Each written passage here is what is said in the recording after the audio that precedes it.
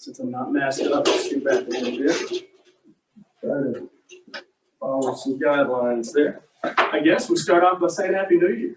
Because we're out. 2020's over. So I don't know. I'm excited about that.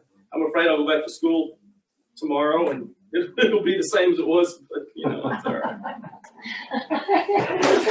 We all have those hopes, don't we? New Year changes everything. Oh, and there was a lot of snow on the Cap Rock. We were in the Metroplex and we came back Thursday on New Year's Eve. And it was an interesting drive between Abilene and the Cap Rock. You got up post, you got in the Cap Rock, and shoot, 2 miles over the hill, there was nothing on the ground. And so it was really a very much interesting thing, but it turned to what normally takes us about 2.5 hours to get from Abilene to Lubbock. It took us about 5 hours to get there, so it was just slow and steady. But we were very grateful to make it. There were cars all over the place on the side that were sitting in the snow, and several of them had passed us. And you know how that is. You drive by them and you go, sorry. Not getting out and helping right now. So anyway, I hope that y'all all had a great Christmas, a wonderful holiday season. And as we get ready to kind of gear up the new year and get started again, kind of excited about a few more lessons out of this book. I know I want to thank Rick for taking it last week. It's never an easy thing to teach one class. You know, it's not easy to teach a quarter, but it's even harder to me to be a substitute teacher because you step into a class, you step into a subject, or you step into whatever, and it's just, you know, you're just a one-time thing, and I think that's a difficult thing to do. So I appreciate you doing that, Rick. And I don't know if I don't think I'll have to ask for help again. I don't know, we maybe got one more Sunday, I think, but getting our boys back to college. But other than that, maybe stuck with me for the rest of it. So, let's go ahead and get started. Today, we're going to talk again about David. It's kind of interesting. We're talking about good lessons from bad guys is the name of the book. And I think that it's interesting because to this point, so many of these lessons have dealt with people that were in David's life. And today we're going to talk about a story that I think most of you are at least familiar with the story. You may not be as familiar with the character, but the background of this story, our story today takes place in 1 Samuel, and it's going to be around chapter 20, 21. I mean, Kings, that's not going to do any good. But it's a story where, once again, we see that David is on the run. I think that's kind of been a common theme in our lessons that we've been doing, is David is on the run. This time, though, it's a little earlier in David's life than the other two that we've studied. This is when David is young. And I guess before I even start telling you what it is, let's see. I mean, I think it's a story y'all are familiar with, so let me ask you this. How many of you remember the story in which Jonathan warns David of his father's intent, of Saul's intent? Okay, can y'all give me a little detail on that? What was happening in that story? Some really good archer. He shot an arrow or something. Absolutely. He needed to go on, or that was his warning sign. Yeah, that's what I remember. Okay. Does anybody remember what led up to that? So David is serving Saul. And David is out fighting with Saul, and they go to battle, and they come back, and people are singing David's praises. And David is becoming famous. And you can see Saul getting what? What happens? He gets jealous. He is jealous of David's success. David sits in the house with Saul. He goes into his court. He sits at dinner with him. And what is David known? What did he do in the court? Y'all remember that? What did he do for Saul? He played the harp, didn't he? He played music for Saul. And so this is one of those times when Saul had tried to pin him to the wall. There was a fit of rage that overtook Saul, and he threw a spear at David, and David fled. And of course, David and Jonathan are extremely close. It says they're the best of friends. They have a relationship that was just very strong. And so David goes to Jonathan and says, hey, I need to know, was that just a one-time thing, or does he really want to hurt me? Does he really mean me harm? And so we see that Jonathan works out a plan with David and says, well, hey, we're having a feast or a banquet for the next 3 days. And surely if you're not there, Saul will miss you. And then he's going to talk about either he wishes you were there or he wants to know where you are. There's going to be some kind of conversation about David. And Jonathan tells him, if it's a positive thing, then I'm going to come out to this point and I'm going to shoot some arrows and I'm going to go tell my young man that he has with him to go get the arrows and bring them back to me. It's safe to return. Or if Saul intends to harm you, then I will shoot an arrow over his head and say, look, the arrow is beyond you. Make haste, hurry, go away. And basically, that's going to be my message to you, that it's not safe to come back. And so that's where we are in this story. So Jonathan comes out to the field, shoots his arrow, tells his young man that's with him, look, I've shot it beyond you. Make haste, hurry, go. And so then he takes the young man and they gather up the arrows and he hands them to the boy and he says, here, take these back home, basically, and I will meet you there. And when the young man leaves, then David comes out of hiding. He and Jonathan embrace. Jonathan tells him, my father does want to kill you. He's concerned that you're not there and you need to run. And so David immediately takes off. Now, this is one of those stories, the two stories we studied about David earlier, he always had an entourage with him, didn't he? Because in the first one where we talked about Nabal, he had, I can't remember, it was 400 or 600 men with him, but he had a large number of men with him in that one. And they went out and protected the sheep and worked for Nabal. When they were leaving Jerusalem, when he was running from Abimelech, is that right? He's running from his son. Absalom. Absalom, thank you. Absalom. He's running from Absalom. And they were fleeing the city of Jerusalem, and he had a large entourage with him there. This time we're going to see it's going to be a little bit different. So let's look at 1 Samuel 21. And if I can get a volunteer to read verses 1 through 9 for me, please. 1 Samuel 21, verses 1 through 9. David went to Nob, to Ahimelech the priest. Ahimelech trembled when he met him and asked, why are you alone? Why is no one with you? David answered Ahimelech the priest, the king charged me with a certain matter and said to me, no one is to know anything about your mission and your instruction. As for my men, I have told them to meet me at a certain place. Now then, what do you have on hand? Give me 5 loaves of bread or whatever you can find.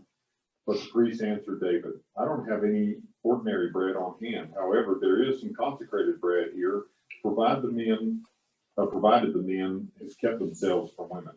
David replied, indeed, women have been kept from us as usual when I set out.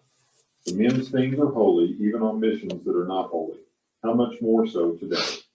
So the priest gave him the consecrated bread, since there was no bread there except the bread of the presence that had been removed from before the Lord and replaced by hot bread on the day it was taken away. Now one of Saul's servants was there that day, detained before the Lord. He was Doeg, the Edomite, Saul's head shepherd. David asked Ahimelech, don't you have a spear or a sword here? I haven't brought my sword or any other weapon because the king's business was urgent. The priest replied, the sword of Goliath, the Philistine, whom you killed in the valley of Elah is here. It is wrapped in a cloth behind the ephod. If you want it, take it. There is no sword here but that one. David said, there is none like it. Give it to me. Thank you, Kyle. Appreciate it. So we see that apparently he's not totally alone, because what does the priest tell him? He says, well, I can give this bread as long as what? Your men haven't been with you. Yeah, as long as they've stayed pure. They haven't been with women. So he's talking about several, but we don't get the idea that he's traveling with this large army or this large entourage like he normally has. He probably has a few of his most trusted friends that are with him. But they turn and they flee. And before we even really get into the story itself too much, kind of have a question. This is our third story we talked about involving David, and in all of these stories, he's on the run. And I'm curious What do you think there's any significance to that? Do you think that it's an accident that David is learning a lot of these lessons while he's on the run? Or do y'all think maybe that's does that happen to us in our lives? Let me ask you that way. Does struggling, does being on the run in our own lives, when we're not necessarily, obviously, like David, having to get out and run for our lives, but when things aren't going well, when we're struggling, when we're not sure about our next step, what's the value in that struggle? Well, one thing for sure, we got a lot of Psalms from it. We do get a lot of Psalms from it. That is absolutely true. You seek God more, I think, when you're struggling. I agree with that. Why is that? Why do we have a tendency, excuse me, my nose is bugging. Why do we have a tendency to really seek God more in those times when we're struggling, when we're on the run, when we're running? Because we don't have any answers. That's right. One of the things that, and I don't think it's just for David, but I think in all of our lives that we'll find, at least it has been true in mine, is that, we have peaks and we have valleys in our life. And a lot of the times we have a tendency, hopefully we have a tendency to worship God through all of it. And when we're on the mountaintops, and we have a tendency to worship God and thank Him and be thankful for that. But that we also have a tendency to, I know I do, I really turn to God when things get rough.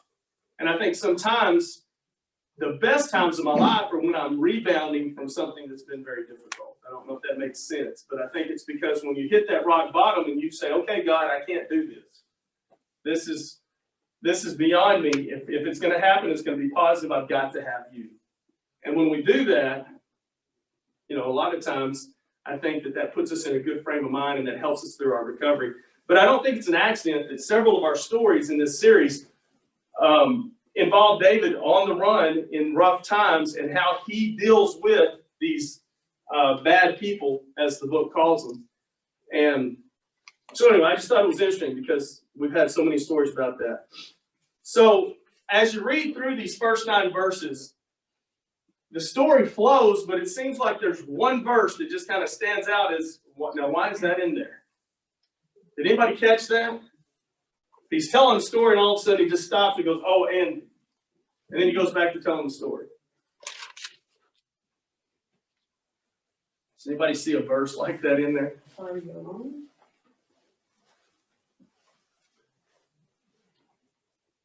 Look at verse 7. So he's telling a story. He's telling us what David's doing. He's telling us what the priest is doing.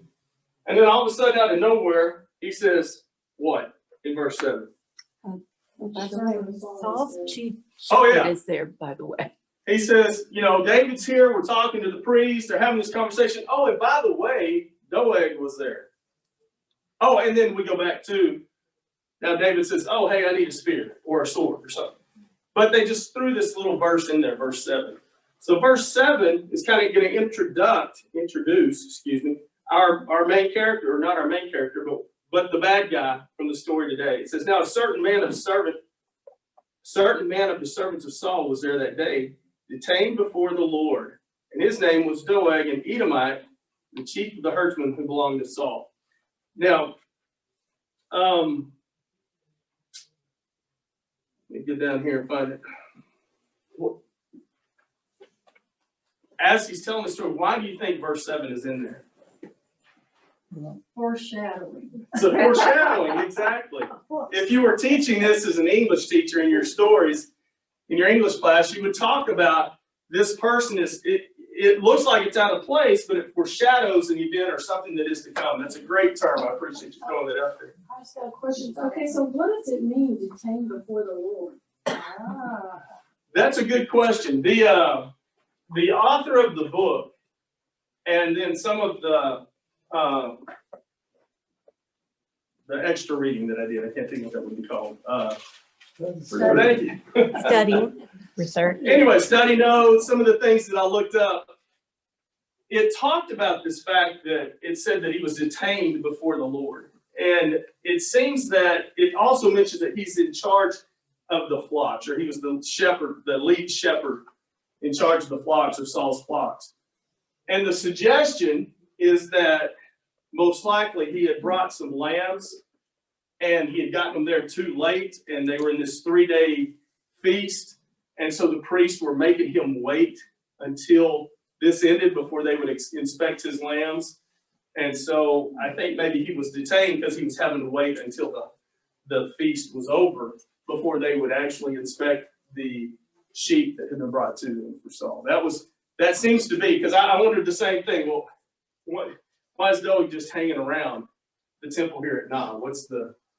And then what does that mean that he was detained by the Lord? So that seems to be the best answer that I can give you on that. Other than that, I'm not sure. But we know he was there.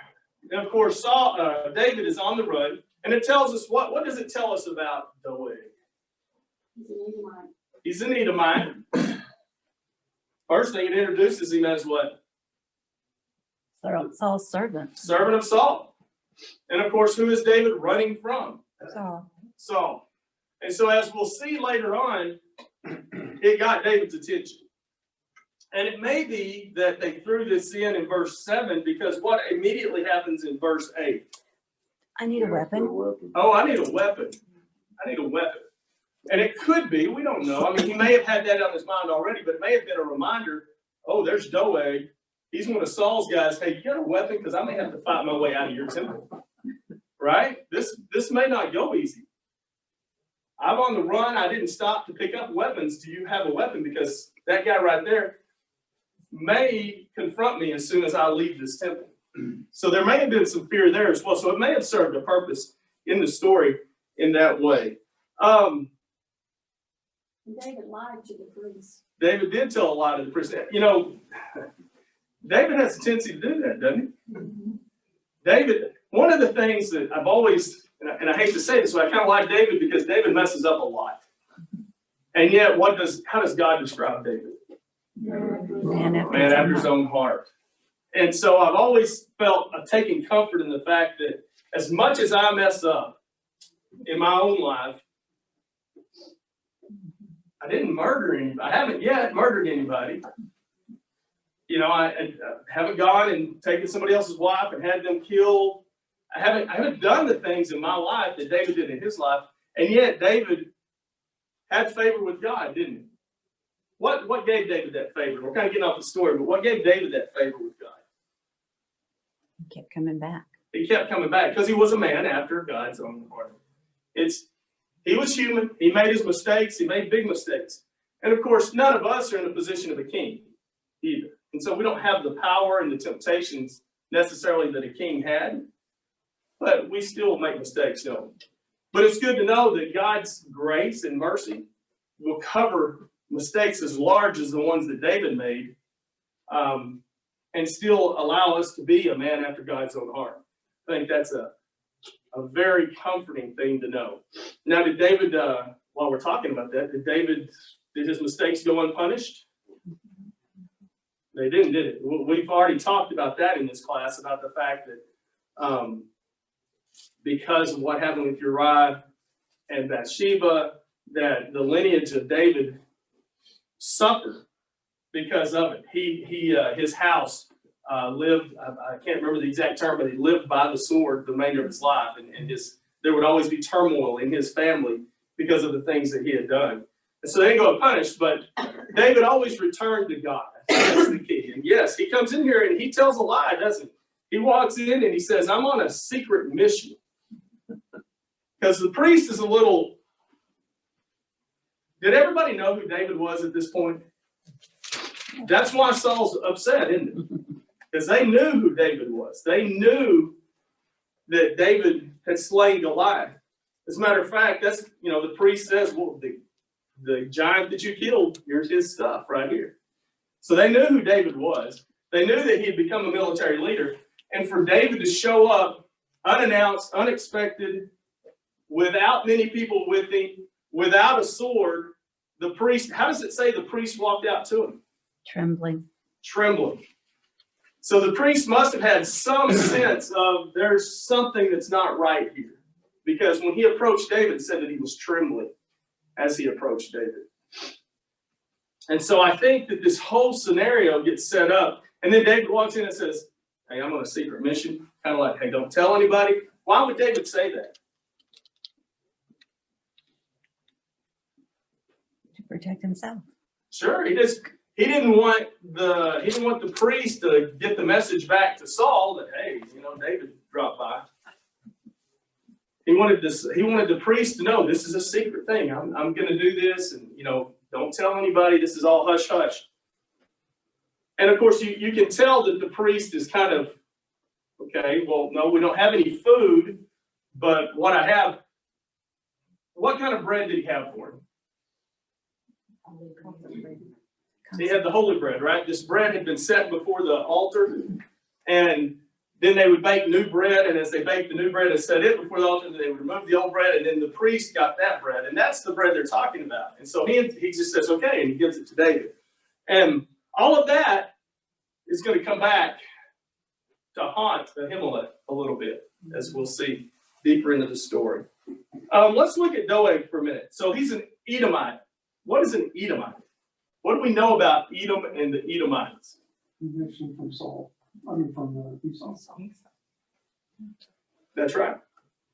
And as the Israelites fled Egypt and were wandering through the wilderness and coming into this land, do you remember the story about the Edomites? I didn't. Until I read it, I didn't remember it. Do you remember what happened between the Israelites and the Edomites? Moses asked permission to go through their land. He said, our people will take nothing. Our flocks will eat nothing. What we drink in the way of water, we will pay you for. But we just need to pass through your land to get where we're going. And the Edomites said what? They said, no, you can't come through here. And as a matter of fact, if you try, and they brought down an army and said, you're going to have to deal with us. We're going to treat you poorly. And that's in Numbers. That story is in Numbers 20 if you want to take a look at that. But the Edomites, from that point on, became enemies of the Israelites. And if you look in 1 Samuel 14, you'll see a list of people. Let me see. I think that's 1 Samuel 14, verse 47. There's a list of people that says, these are the title, this isn't, I realize that.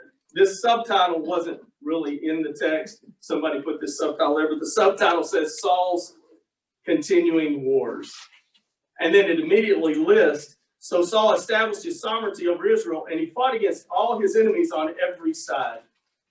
Against Moab, against Ammon, against Edom, against the kings of Zobah, and against the Philistines. Wherever he turned, he harassed them.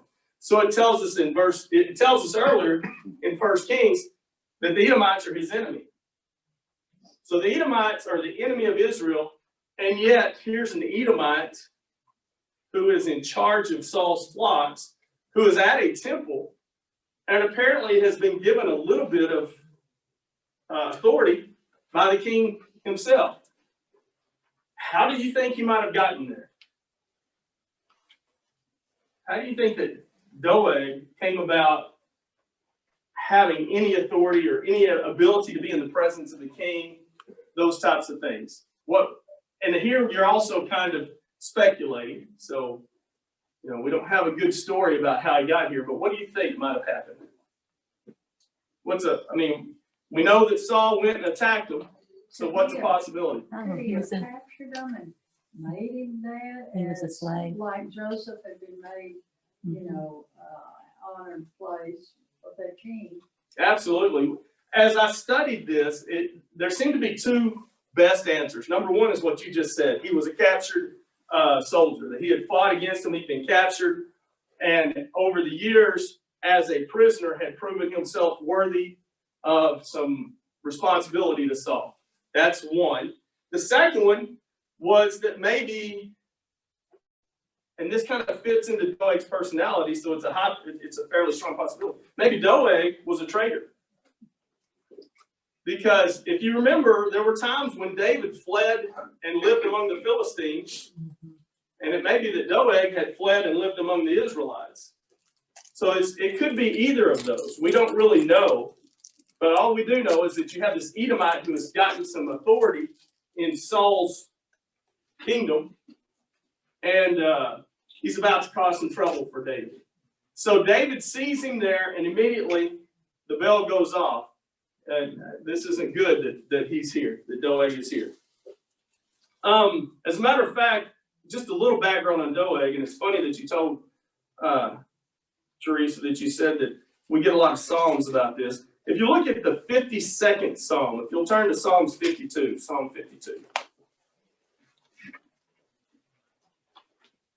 And we'll look at verses 1 through 7. Psalm 52, verses 1 through 7. The introduction to Psalm 52 reads, "To the chief musician, a contemplation of David, when Doeg the Edomite went and told Saul and said to him, David has gone to the house of Ahimelech."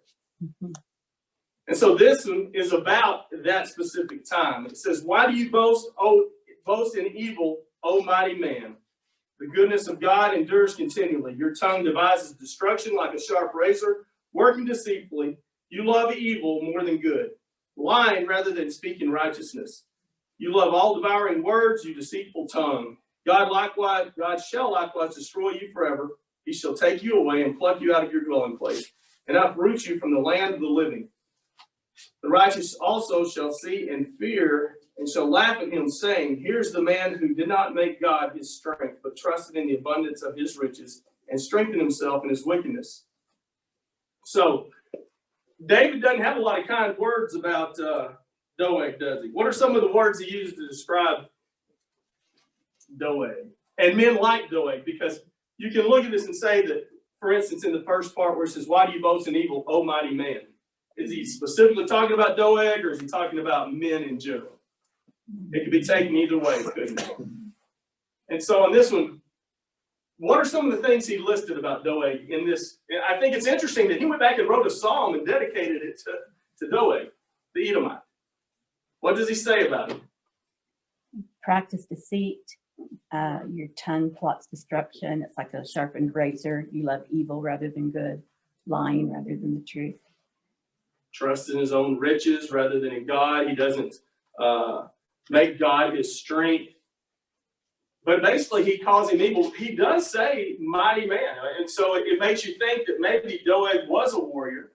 And maybe Doeg had some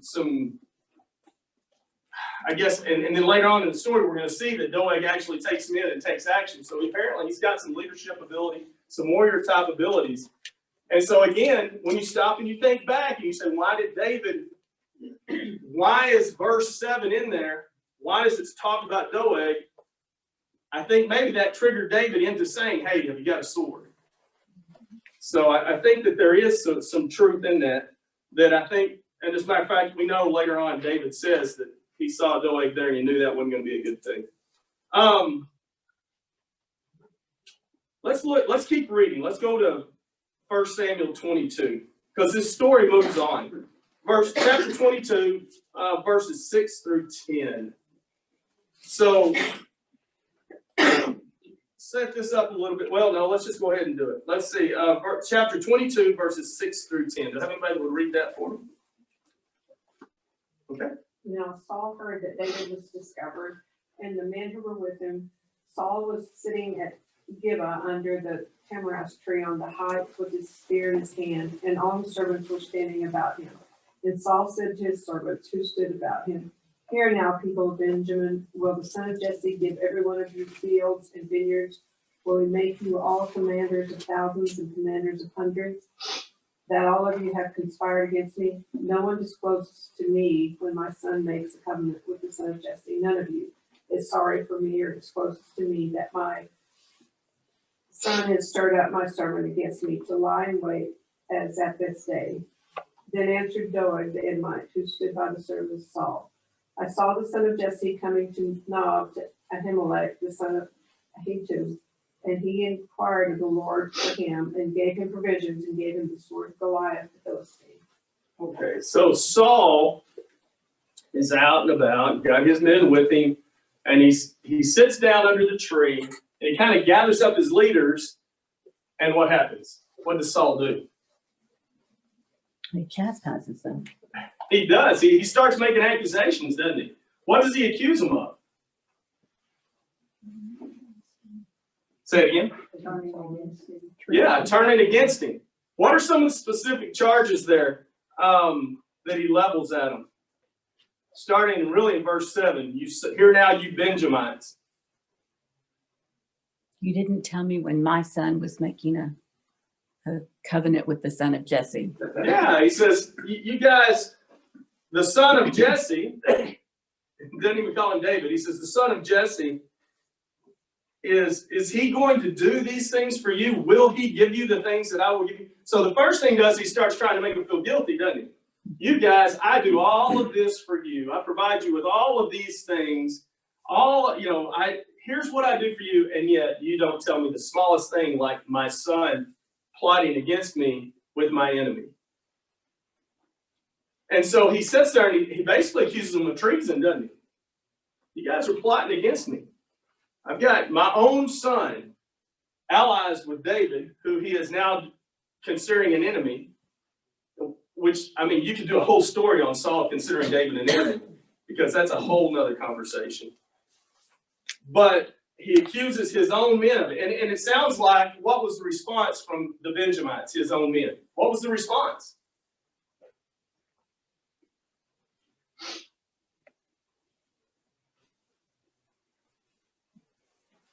Y'all got that answer correct. It was dead silence. Thank you. Everybody, You acted it out. yeah, that's right. You can tell, can't you, that what do they say? They may have known, they may not have known. How is Saul sitting? Go back at the very beginning there. What's it say? Saul sat down under the tree with what? A spear. With a spear. His favorite weapon. Apparently he likes the spear. And it's pretty good with the spear, although he misses a lot of people, or at least he misses David several times. So David's pretty quick, I guess. But he's sitting with a spear. And if you're one of these Benjamites, and you already know your king has a tendency to have fits of rage, is it better to stay quiet or to speak up and try to make an excuse? Probably better to stay quiet, isn't it? And these men aren't stupid. They know their king. And so they sit and they just apparently don't respond. And because they don't respond, all of a sudden our buddy Doeg sees an opportunity, doesn't he? This is what we learned about Doeg. Doeg's an opportunist. How many of you know somebody a little bit like Doeg? Right? I mean, y'all can probably come up with somebody in your mind throughout your life where Doeg sits around and gathers information to himself and saves it for just the right time to drop to your boss or to your family. You may have one of these in your family who kind of collects things and then stirs it up as you go. But Doeg is an opportunist. He's sitting there and he sees this opportunity. Nobody's answering. And we don't know if he's like a part of that group or if he's just kind of in the background. But suddenly he says, okay, I got this. And he steps up, and what does he do? Rats out David. Yeah, he rats out David. Now, we know that David had gone from Nob to another city. He's now got his 400 to 600 men that travel with him. Now he's got his little army with him. And yet, Doeg didn't see fit to tell Saul where David was until what? Yeah, and so now it's going to help Doeg. Doeg sees this opportunity, and he says, I think we also see Saul's paranoid. Absolutely. He's sitting under the tree with a spear, and yeah, his son is friends with David, and there are others who support David. We don't know that he's conspired with the Benjamites. Right. And I don't know that Saul knew that either. I think Saul's just, woe is me, nobody likes me, everybody's against me. But yeah, what are you gonna say? You're not gonna raise your voice, but you're right. Doeg saw an opportunity and negotiated. And I think you're exactly right. At this point, people are beginning to see how unstable Saul has become. Because they see the great things that David is doing, and apparently if they are in the court, they see the respect that David gives to Saul. And remember, we've got now, not at this point, because this is early in David's life, But we see over the next several years of David's life, as he runs from Saul, that David has a very heartfelt appreciation for the position of the appointed one of king, the position of king chosen by God, correct? Because he has two opportunities to kill him, easy kill, and he passes on both of them, doesn't he? So we see that he is truly a servant of King Saul and truly respects the position that God has given Saul. And so if you start drawing conclusions from that, you have to figure that he probably treated him with great respect when he was in his presence, when he was in the courts. And so, just like you said, these men have seen this reaction and they know that Saul is become paranoid.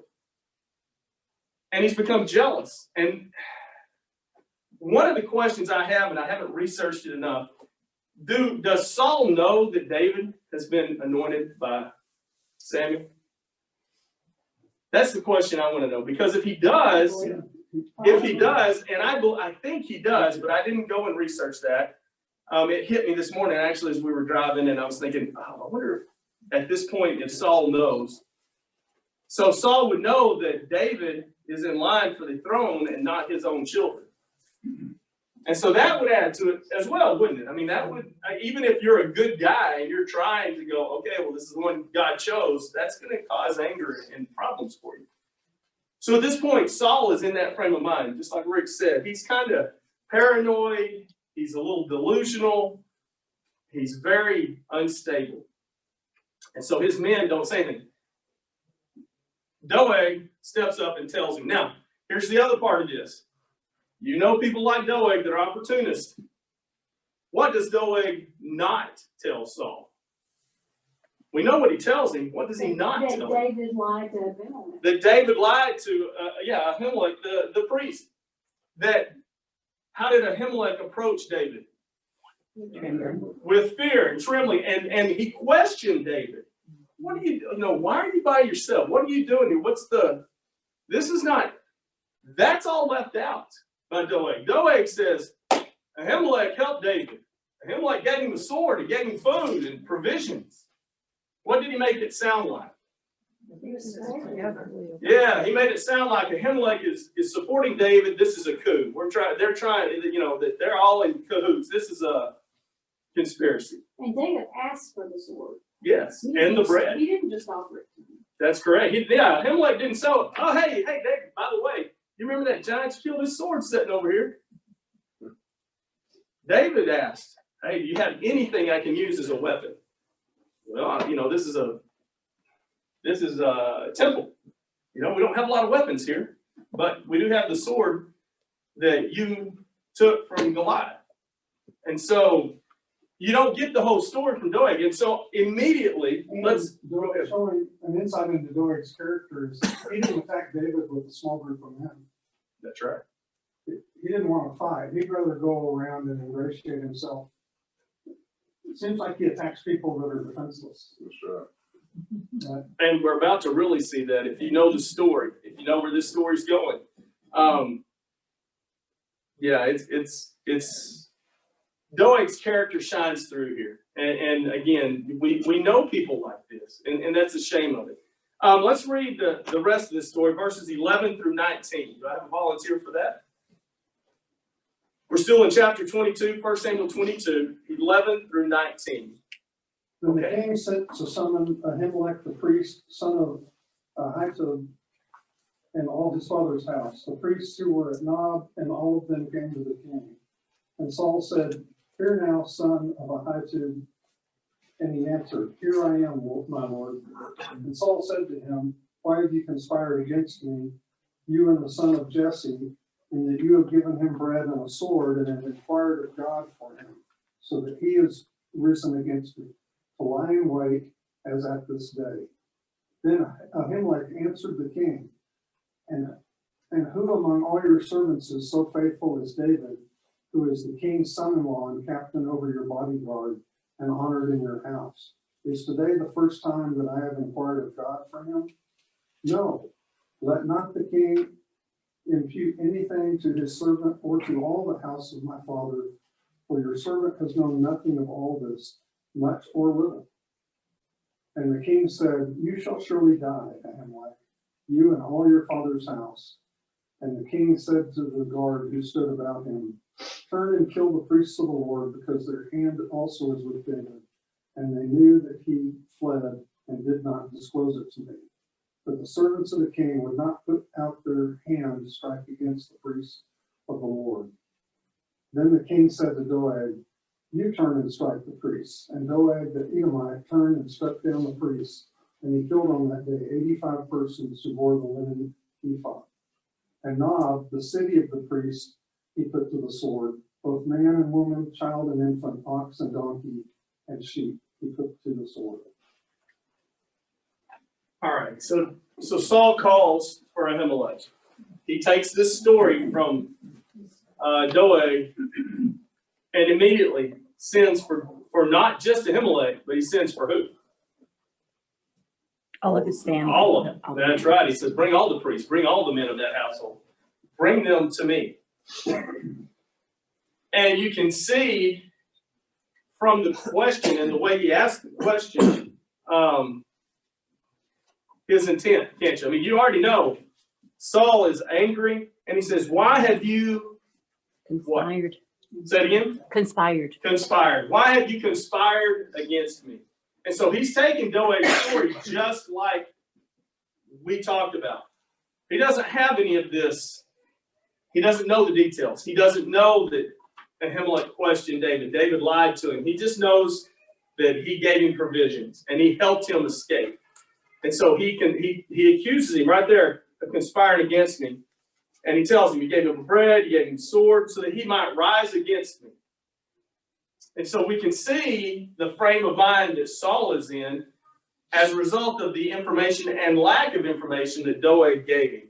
So then Ahimelech does what? He tries to defend himself. And what does he say immediately about, this tells you a little bit about Ahimelech. And his, we talked about Doeg and his character. This tells you about Ahimelech and his character. He friends him as your son-in-law. Exactly. He doesn't go on his own defense. He says, wait a second. Who among all of your servants is as faithful as David? So this goes back to what we were talking about, doesn't it? This reputation that David has earned, has garnered. People have watched David and know that David is a faithful servant to Saul. And he says, who is more faithful than your son-in-law, who goes and does your bidding and is honorable in your house? And then he asked him a question. Did I just now begin inquiring of God for him? What does that tell us about Ahimelech and David? And what had Ahimelech already probably been doing? This isn't the first time I prayed for David. This isn't the first time I've interceded for David with God. He tells him how good of a guy David is. And don't you think that when y'all go to war, I've already been praying for it, haven't you? Don't you think I've already done this before? So Ahimelech, his own defense is actually, he turns around and says, look at all the good things David has done for you. And of course I've supported David. How would I know any different? And he says, let not the king impute anything to his servant or to any in the house of my father. For your servant knew nothing of all this, little or much. So he tells him, I didn't know that David was on the run. Now, for whatever reason, maybe it's because he knew that Saul was not going to listen. He didn't even tell him that David had an excuse, did he? We don't get that. If he did, it's not written in the scriptures. He didn't say, well, David lied to me. He doesn't impugn David, does he? Mm-hmm. So, I mean, again, I think it tells us a lot about the character of Ahimelech. And I'm going to have to get my book out because I didn't write it down. And I apologize for this because should have taken a note on it. There's even a spot in the New Testament where Jesus mentions Ahimelech, and I'm frustrated. It's going to be, because I have a note on it, Matthew 12, 3 and 4. Do you mind reading that? Oh, okay. Matthew 12, 3 and 4? Yeah, I just found the note, but I'll find it. And while she's looking for that, I found where it says that Saul knew. Yeah, it's in chapter 16. Well, it's in 1 Samuel 13, when Saul, he wouldn't wait on Samuel to come, and so he took the priestly, place and prayed. And so when Samuel showed up, he said, and Samuel said to Saul, "You've done foolishly. You have not kept the commandment of the Lord your God, which he commanded you. For now the Lord would have established your kingdom over Israel forever. But now your kingdom shall not continue, and the Lord has sought out a man after his own heart. The Lord has appointed him to be prince over the people, because you have not kept the Lord commanded you." And Saul arose and went. So he told him So- at that time he was gonna take the kingdom from him. So by this point, he already knew David was in line for the throne. And so that just adds to his paranoia. That would have to, I mean, I don't know if you've ever been in a position at work where you knew the guy behind you was going to take your place. I don't know that I've ever been the guy where I knew the guy behind me was going to take his place. I was actually the guy that was about to take his place. And hopefully I was not Doeg. I'm just going to go ahead and toss that out there. I'm almost more like David and trustworthy, but you know, that creates some issues with the people in charge. I worked in Lamesa as an assistant football coach for 5 or 6 years for a man, and then when he left, I got that job. And I think it was kind of, for the last 2 or 3 years, when he was getting ready to leave, people kind of knew I was fixing to take his place. And it did cause some derision among the people that were there, the other coaches and some of the other people. And it's a hard position to be in. And so for David, that was a fine line he had to tread. And you can see here, of course, the situation I'm talking about in my life was there was no anger or hatred between me and the guy that was leaving. But it's a tough situation for David. And it's a hard situation for the one that's going to be replaced as well. I'm sorry, you were going to say something. Yeah, I forgot what I was gonna ask. I'm sorry. So we know that situation was there, and I thought, you know, that probably plays into this paranoia quite a bit. So we come back, though, to the situation we're in, and we know that, talking about Ahimelech and his character, what did Jesus say? Jesus would, to preface it, they're going through the grain fields. His disciples were hungry, and they picked some heads of grains. The Pharisees were mad. Okay, and Jesus answered, "Haven't you read what David did when he and his companions were hungry? He entered the house of God, and he and his companions ate the consecrated bread, which was not lawful for them to do, but only for the priests. Or haven't you read in the law that the priests on Sabbath duty in the temple desecrate the Sabbath and yet are innocent? I tell you that if something is I tell you that something greater than the temple is here. If you had known what these words mean, I desire mercy, not sacrifice, you would not have condemned the innocent. For the Son of Man is the Lord of the Sabbath." So he's going back and he's saying there are times when, you know, some of our rules that we have are not, I mean, they're just what they are, they're rules. They don't serve the greater purpose correctly. And so he goes back and he even references Ahimelech. We're about out of time. So this story goes on, and Doeg takes the opportunity to do what? None of Saul's men will kill all the priests. Why? Because they're priests. You go kill the priest. I'm not killing the priest. I mean, that's one of those deals. You kill them, I'll let you deal with God. You know, it's what the apostles said. Is it better to serve man or God? And those men made a decision. We're not killing your priest. They respected that position. So Doeg he's not an Israelite. He doesn't respect God. He doesn't respect the priest. So he and his men go, and not only do they strike down the priests, they go and destroy everybody in the city, the women, the children, the animals. And so they carry out this bidding. We don't really hear anything else about Doeg. We don't know what happens to him. You know, with Nabal, we know that he died. And with I can't remember the man that screamed at him from the hills. We know that he had him killed by Solomon in the end. We don't know what happens to Doeg. But we know this about David. David learned from this. David took a lesson from this, because in verses 20 through 23, David basically says, when it's reported to him that Ahimelech and all these priests have been killed, David says, that's on me. That falls on me. Because of my actions, all of these people have died. And so we see another place where, and in that he says, I saw Doeg and I knew that that would come to no good. And so it's another lesson that David is taught by a bad person. And so we can take that same thing. We see these people in our lives. I don't have time to go over, there's a whole bunch of different lessons that we could learn from that. Yes, sir. Also, this follows on last week's lesson because Ahimelech was in Eli's line, and God promised to Eli that your line would not live to old age. That's correct. As we talked about, One of his sons escaped Abiathar, but Right. everybody else was good. that's right. I'm sorry to have kept you long today. Thank you for your attention. And y'all have a wonderful week and a happy new year. So.